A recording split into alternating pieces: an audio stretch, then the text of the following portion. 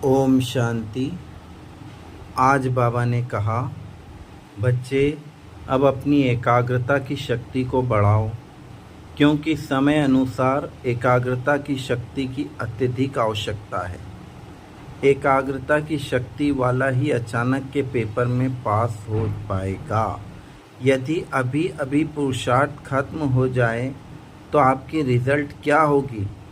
देखो बच्चे, पुरुषार्थ इसी तरह अचानक ही खत्म होगा, और जिस बच्चे ने स्वस्थिति के आसन पर अर्थात उच्च सोमान में स्थित रहने का और बाप को अपने संग रखने का अभ्यास किया होगा, वो ही अचानक के पेपर में पास होगा। बच्चे सोचते हैं कि हम अचानक के पेपर में तो पास हो जाएंगे, परंतु अचानक का पेपर बहुत भयानक होगा। जिस बात में आप कमज़ोर हो, अचानक का पेपर उसी बात का आएगा, और वह समय स्वयं के साथ साथ बाप की याद भुलाने वाला होगा।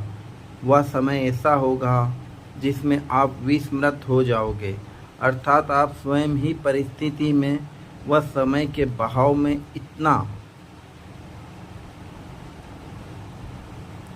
ज़्यादा उलझ जाओगे कि स्वयं की याद व बाप की याद भूल जाएगी।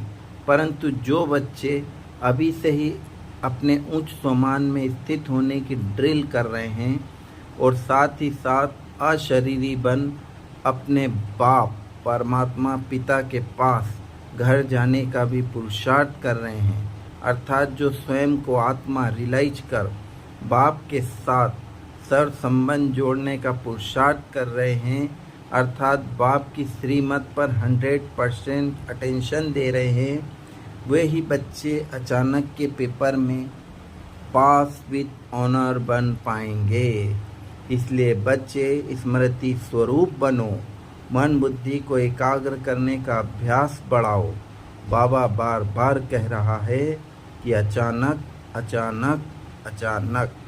तो इस बात की इम्पोर्टेंस अर्थात समय के महत्व को समझ, बाप की समझाने के महत्व को समझ पुरुषार्थ करो, अन्यथा बाप भी कुछ नहीं कर पाएगा।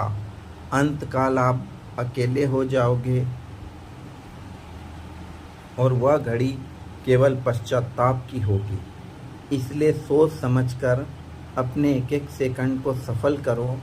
अभी का पुरुषार्थ ही अंतिम विजय का आधार है। ओम शांति।